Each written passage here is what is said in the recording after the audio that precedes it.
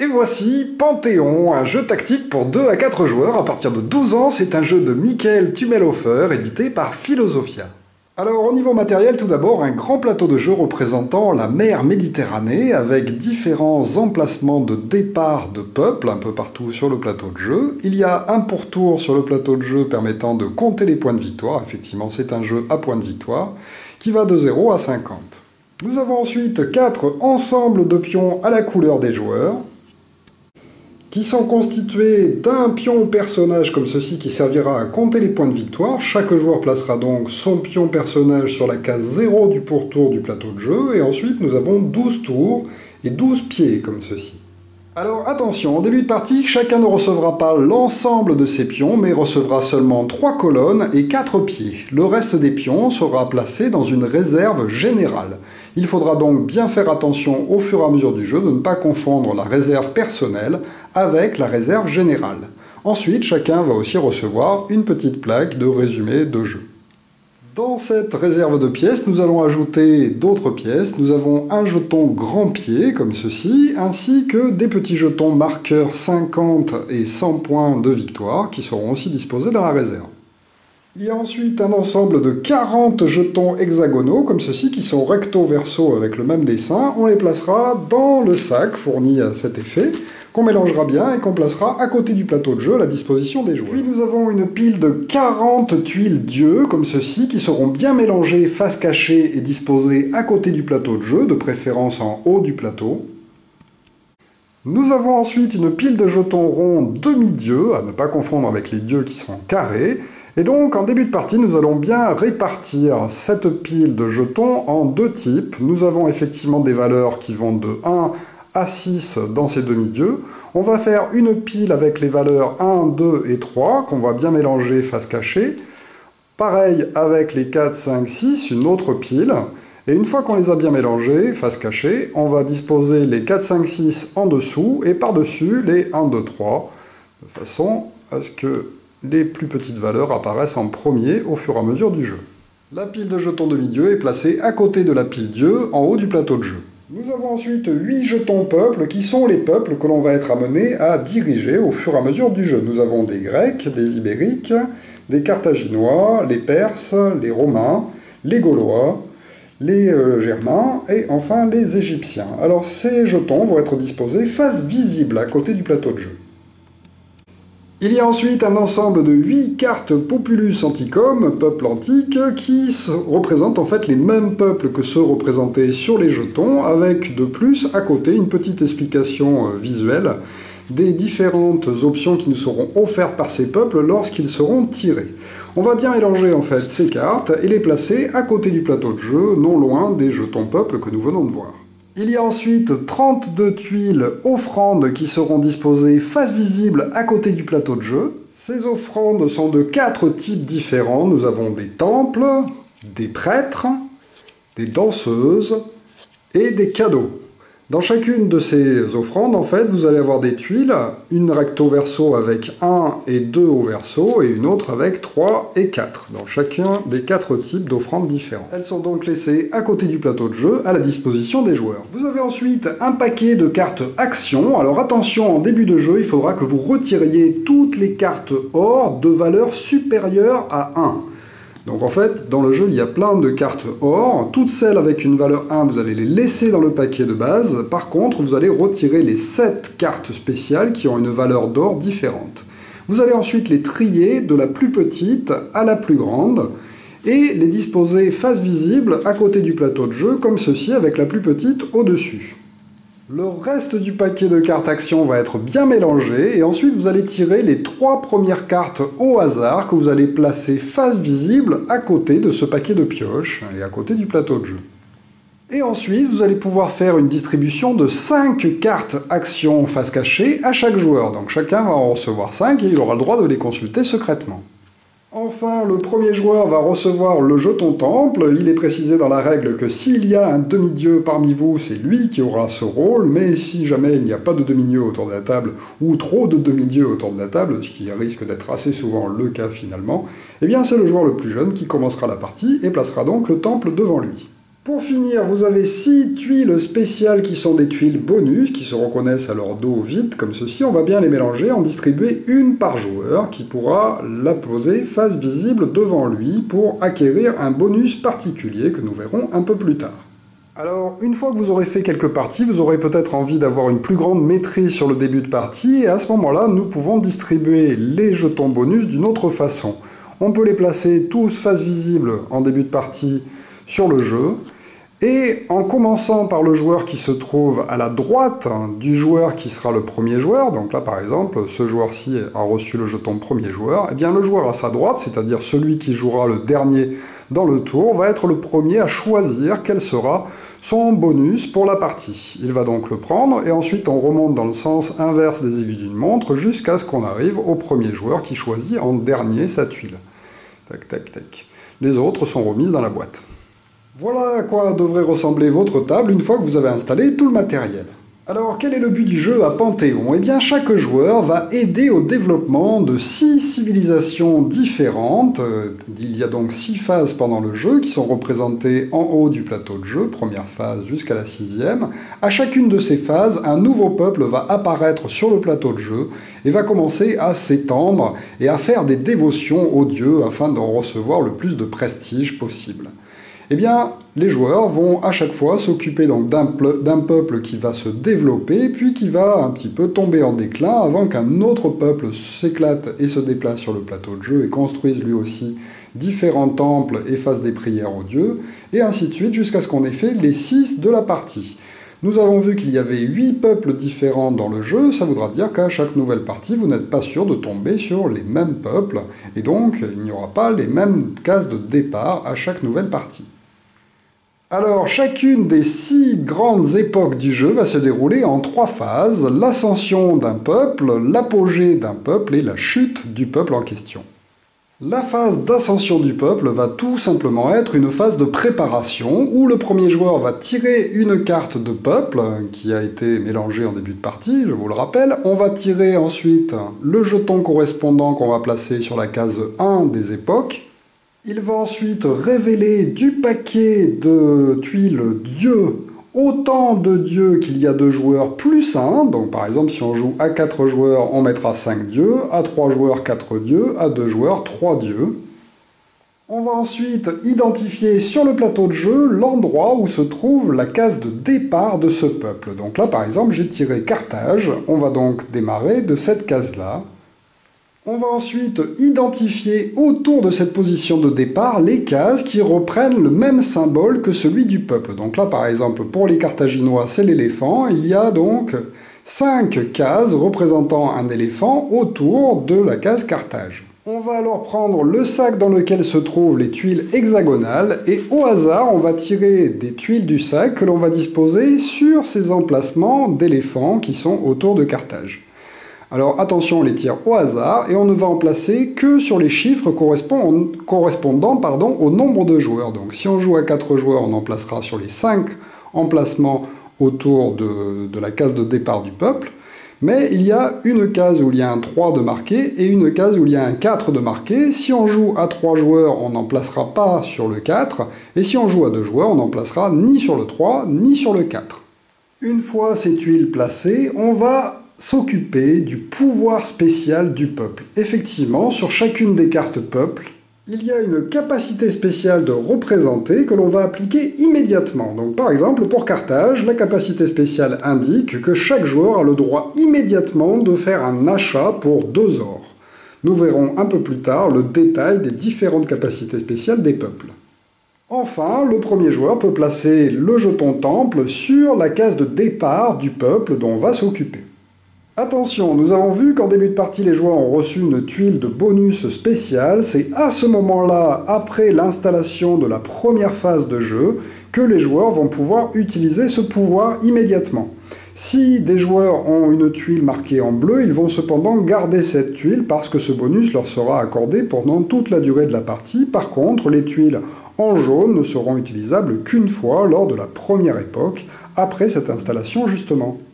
Petite précision, si vous décidez d'utiliser la variante et de choisir vous-même vos tuiles, c'est à ce moment-là que vous le ferez, c'est-à-dire après avoir placé en fait les différentes pièces sur le plateau de jeu. On peut alors passer à la phase 2, qui est la phase d'apogée du peuple. À commencer par le premier joueur, chacun va pouvoir faire une action lors de son tour, et on va continuer ainsi de suite à jouer chacun une action lors de son tour, jusqu'à ce qu'on arrive à la fin de l'époque en question. Alors, lors de cette phase, les joueurs vont avoir le droit à faire une des 4 actions possibles. Ils seront même obligés d'en faire une, soit se déplacer, soit acheter, soit acquérir une tuile dieu, ou bien piocher 3 cartes. Alors, si un joueur choisit l'action se déplacer, il va pouvoir se déplacer à partir du temple posé sur le plateau de jeu, c'est-à-dire de la case de départ du peuple, pour aller chercher des tuiles qui vont lui accorder des bonus permanents ou des bonus uniques, ou bien pour aller construire des temples qui vont être symbolisés par ces petites colonnes sur le plateau de jeu. On ne pourra construire des temples que sur ces emplacements-là. Alors un joueur qui choisit l'action se déplacer va tout d'abord récupérer le pion grand pied qui se trouve dans la réserve. Je vous rappelle qu'on l'avait mis dans la réserve en début de partie. Donc à chaque fois qu'on va choisir cette action, on va récupérer ce grand pas qui va déjà nous donner le droit de faire un pas sur le jeu. En plus de ce bonus de grand pied, eh bien le joueur va pouvoir jouer des cartes pas s'il en a dans sa main. Chacune de ces cartes pas représente toujours 2 pieds, et donc il pourra se déplacer de 2 cases par chaque carte qu'il joue. Donc si notre joueur décide de jouer 2 cartes, il aura donc par exemple 1, 2, 3, 4, 5 pas qu'il pourra effectuer, donc 5 déplacements sur le plateau de jeu. Les cartes pas sont défaussées dans la défausse que l'on va placer à côté du paquet de pioches, et ensuite le joueur va pouvoir se déplacer avec les pions qui se trouvent dans sa réserve personnelle. Alors sur toutes les cases normales du plateau de jeu, le joueur devra poser des pieds, et en revanche, sur les cases où il y a une colonne de représentée, un joueur ne pourra poser que des colonnes.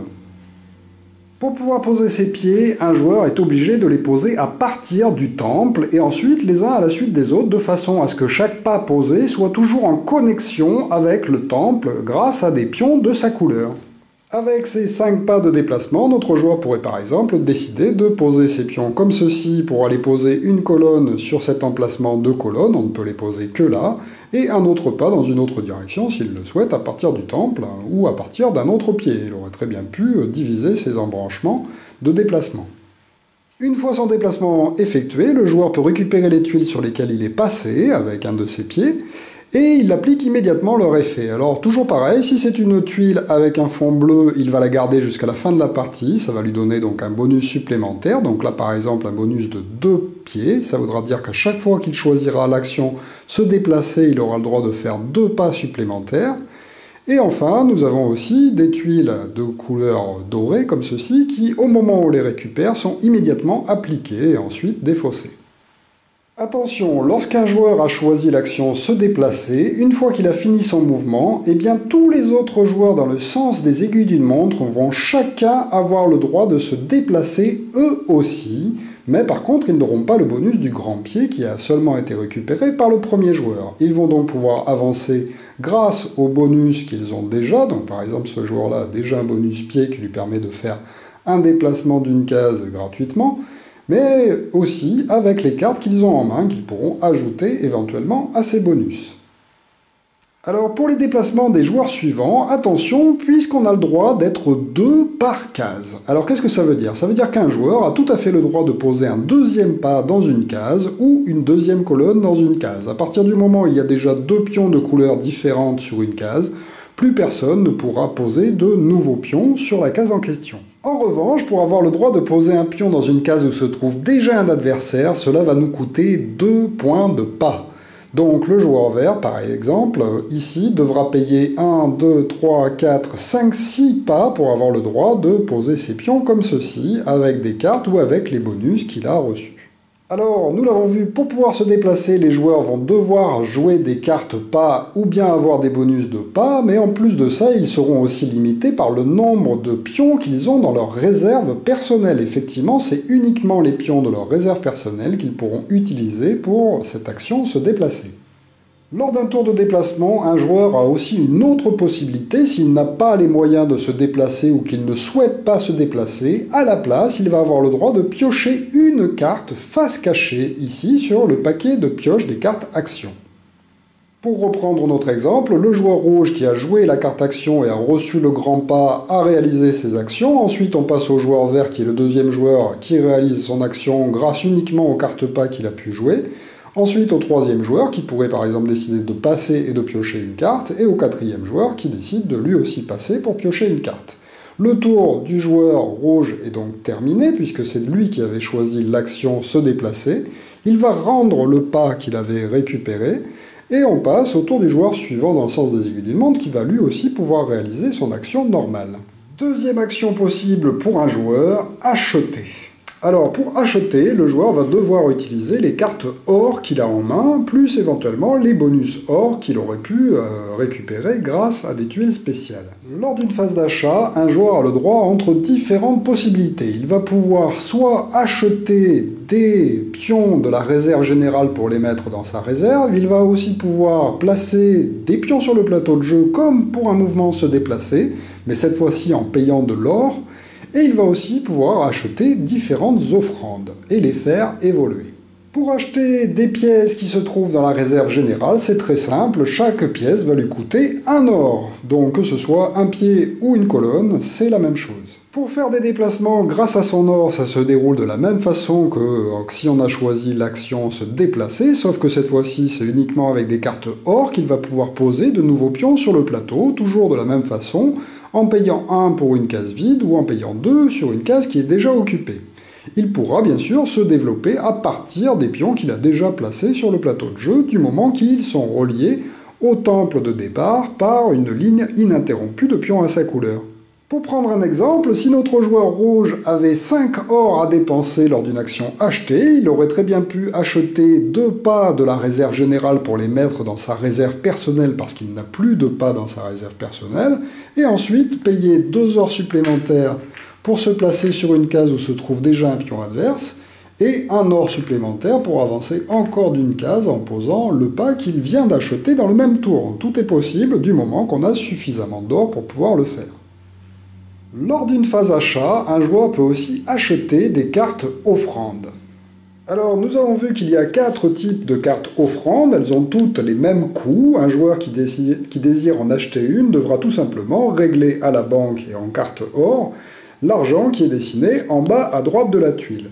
Un joueur peut directement acheter une carte de niveau 2 s'il le souhaite en retournant une tuile de niveau 1, à condition de payer le nouveau prix, qui est bien sûr de 3 si la tuile est au niveau 2, de 6 si la tuile est au niveau 3, et de 10 si la tuile est au niveau 4. Alors attention, un joueur ne pourra avoir devant lui qu'un seul type d'offrande de chaque.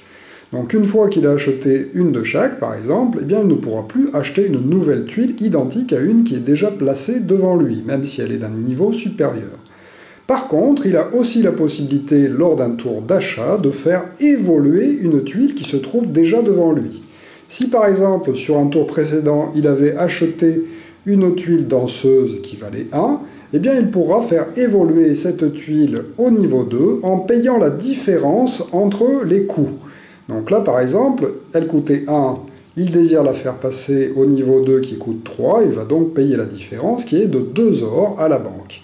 Alors attention, par tour d'achat, on ne peut faire qu'un seul nouvel achat de tuiles offrandes provenant de la réserve, et on ne peut faire qu'une seule évolution de tuiles offrandes qui se trouve devant nous. Alors attention, contrairement à la phase se déplacer où les autres joueurs avaient aussi le droit de se déplacer ou de piocher une carte, eh bien lors d'une action achetée, il n'y a que le joueur en question qui va faire des achats. Ensuite, on passe au tour du joueur suivant dans le sens des aiguilles d'une montre qui va lui aussi sélectionner une des actions possibles.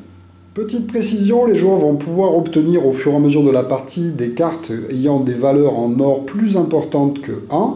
Eh bien, évidemment, quand on utilise ces cartes, il n'y a pas de monnaie de rendu par le jeu. Donc si jamais on n'utilise pas la totalité, eh bien tant pis, le reste est perdu. Troisième action possible, acquérir un dieu, c'est-à-dire l'invoquer en lui faisant une offrande. Alors les dieux qui sont disponibles sont ceux qu'on a placés en haut du plateau en début d'ère.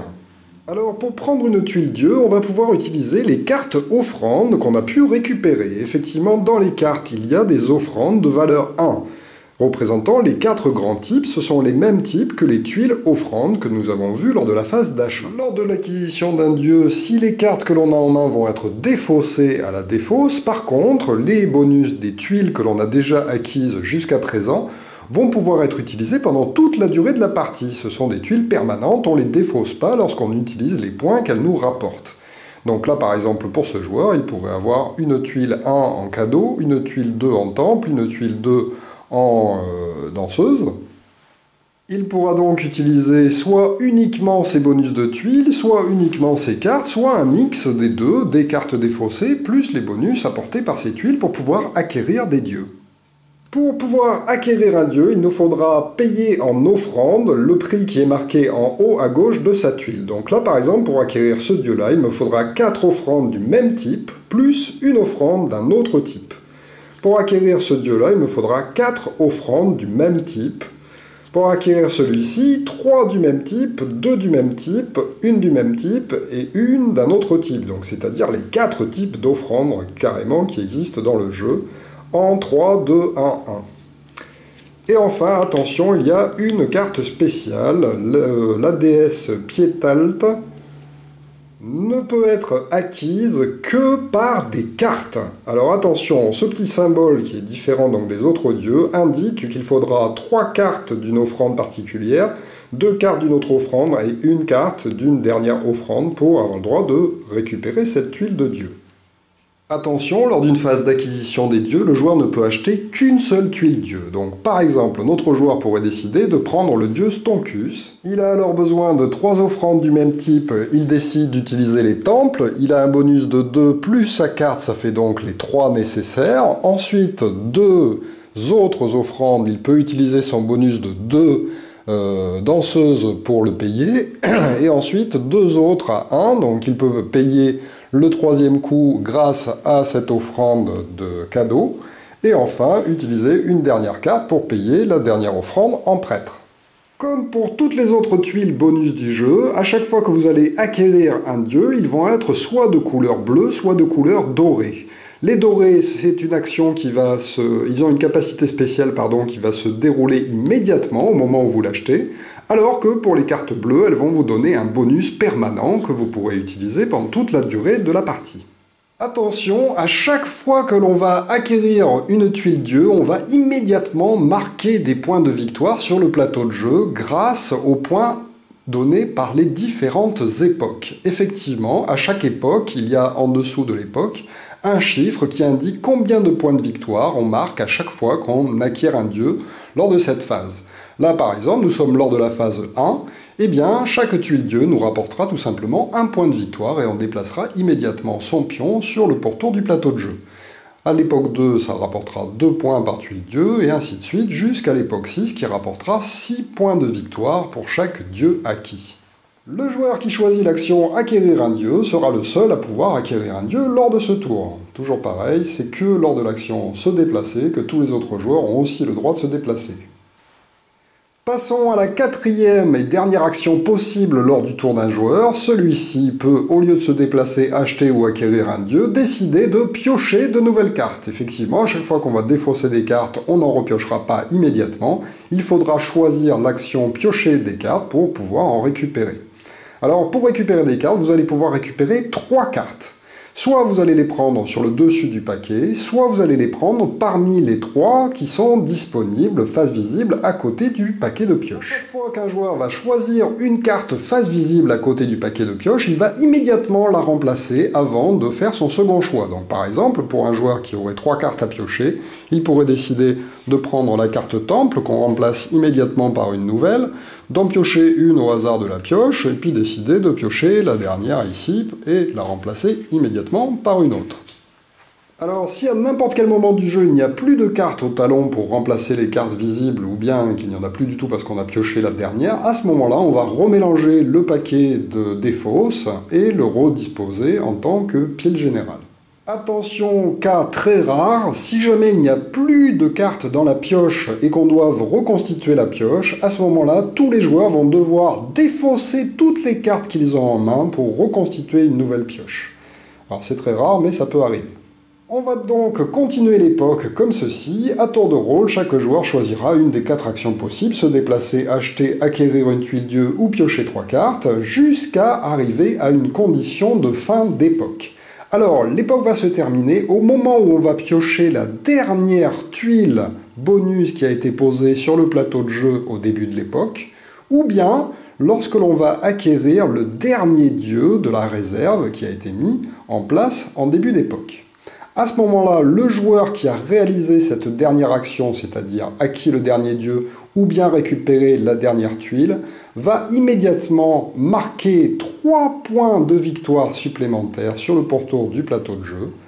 Ensuite, on va prendre le temple qui a été placé et le donner au joueur suivant dans le sens de l'aiguille d'une montre par rapport au joueur qui vient de terminer. Donc imaginons que ce soit le joueur rouge qui termine en récupérant par exemple la dernière tuile, il prendra le temple et le passera au joueur à sa gauche qui deviendra le premier joueur de la prochaine ère. On passe alors à la phase 3 de l'époque, c'est-à-dire la fin de l'époque. Pour la fin de l'époque, chacun va récupérer les jetons pieds qu'il a placés sur le plateau de jeu. Effectivement, les colonnes représentent des temples que les joueurs auront réussi à construire, et les temples restent, c'est bien connu. Donc chacun va juste récupérer tous ses pions pas et les remettre dans sa réserve personnelle. Ensuite, si comme dans cet exemple on a terminé en récupérant toutes les tuiles du plateau de jeu, eh bien on va enlever toutes les cartes dieux restantes. Si jamais c'est l'inverse et qu'on a utilisé toutes les cartes dieux, eh bien on va retirer tous les jetons restants sur le plateau de jeu. On passe donc à l'époque suivante en tirant à nouveau une carte qui va nous indiquer quel est le nouveau peuple qui rentre en jeu. On met son jeton sur l'époque 2. Ensuite, on va placer le temple ainsi que des jetons au hasard tirés du sac sur les emplacements correspondant au nouveau peuple qui vient d'arriver. On tire à nouveau des dieux, autant de dieux qu'il y a de joueurs plus 1, toujours. Et on est prêt à démarrer la deuxième session. Alors attention, lors de la phase d'ascension d'un peuple, c'est-à-dire le début d'une ère, lorsque l'on va avoir placé les jetons et les dieux, il peut arriver que vous ayez un dieu particulier qui s'appelle Plaisiris, donc c'est ce dieu-là.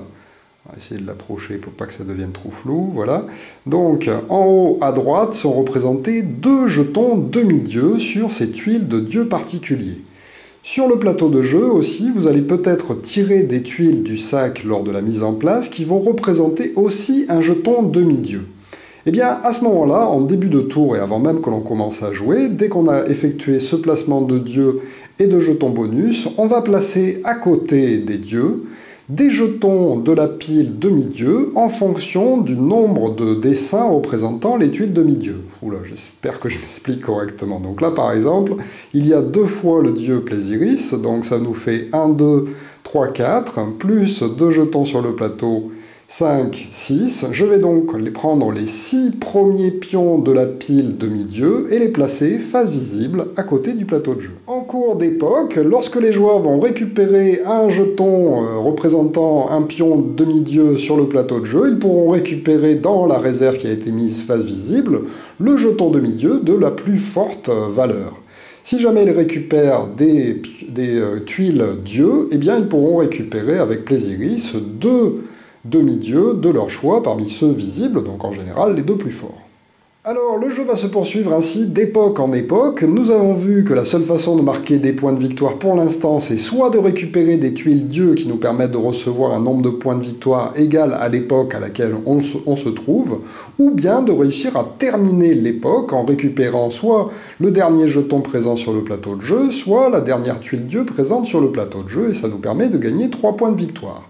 Mais il y a d'autres façons de marquer des points de victoire. Effectivement, à la fin du 3e tour et à la fin du 6e tour, il y aura un comptage qui sera effectué et qui nous permettra de marquer des points de victoire en grande quantité. À la fin de l'époque à laquelle va se dérouler le comptage, donc qui sont représentés sur le plateau de jeu à ces endroits-là, eh bien on va compter des points de victoire supplémentaires, premièrement grâce aux tuiles demi-dieux que l'on a récupérées, les jetons demi-dieux. Alors, les jetons que l'on a récupérés, soit en récupérant des bonus sur le plateau de jeu qui nous ont permis de recevoir un jeton demi-dieu, ou bien grâce à la déesse Plaisiris qui nous a permis d'en gagner, eh bien, on les place face cachée devant soi lors de la partie. Lorsqu'on arrive à un comptage, on va les révéler, et on va marquer immédiatement le nombre de points de victoire qui sont marqués dessus. Voilà pourquoi il est intéressant de récupérer ces demi-dieux avant le premier comptage, puisque tous ceux qui vont être récupérés lors des 3 premières manches vont être comptés 2 fois. Une première fois lors du premier comptage, une deuxième fois lors du deuxième comptage. Car effectivement, après avoir effectué ce décompte grâce aux demi-dieux récupérés, on va les remettre face cachée devant soi pour poursuivre le jeu jusqu'au dernier comptage, celui qui se déroule après la phase 6. Deuxième façon de marquer des points de victoire, on va en marquer lors des comptages grâce aux colonnes que l'on a réussi à construire sur leur plateau de jeu et qui symbolisent donc les temples que les joueurs ont réussi à construire au fur et à mesure. Je vous rappelle qu'ils ne sont pas enlevés à la fin de chaque époque et donc on va essayer d'en avoir le plus possible sur le plateau de jeu afin de marquer des points. Alors, sur la petite fiche résumée qui vous est donnée en début de partie, il y a le détail du décompte pour les colonnes. Effectivement, si vous arrivez à avoir de 1 à 3 colonnes sur le plateau de jeu, chaque colonne va vous rapporter 1 point de victoire. De 4 à 7, 2 points de victoire par colonne. De 7 à 11, 3 points de victoire par colonne. Et si vous avez réussi à construire les 12 colonnes, alors ça c'est en général pour le dernier comptage, et c'est pas facile à faire, vous gagnerez 4 points par colonne, c'est-à-dire forcément 48, puisqu'il y a 12 colonnes. Pour prendre un exemple, le joueur vert, lors de ce comptage, se retrouve avec 5 colonnes. Il compte donc 2 points par colonne qu'il a construite, il va marquer 10 points de victoire, alors que les autres joueurs ne vont marquer qu'un seul point par colonne placée sur le plateau de jeu, puisqu'ils en ont moins de 4. Dernière façon de marquer des points de victoire supplémentaires grâce au comptage avec la déesse Piétalte. Effectivement, cette déesse, nous l'avons vu, qui est assez compliquée à appeler car il va nous falloir la payer uniquement avec des cartes en main, va nous permettre de marquer des points de victoire pour les tuiles offrandes que l'on a placées devant soi. En imaginant que le joueur qui possède une déesse Piétalte a réussi à construire par exemple ces 3 tuiles, eh bien on va regarder celle qui a la plus haute valeur, donc là par exemple le temple qui a une valeur 3, et ce joueur va donc marquer 3 points de victoire supplémentaires lors de ce décompte. Alors il y a plusieurs dieux identiques dans la pioche et donc un joueur peut se retrouver avec plusieurs fois la déesse Piétalte, et bien chacune de ces déesses lui permettra de rapporter des points de cette manière. Donc là s'il avait eu 2 déesses Piétalte, il aurait marqué donc 6 points de victoire, 2 fois les points du temple. Le jeu se poursuit ainsi jusqu'à ce qu'on ait fait la 6e et dernière époque, à la fin de laquelle on effectue un dernier comptage, et à ce moment-là, le joueur le plus avancé en points de victoire sur le pourtour du plateau de jeu l'emporte. Alors il est à noter qu'il y a des petites tuiles 50 et 100 qu'on a mis de côté en début de partie.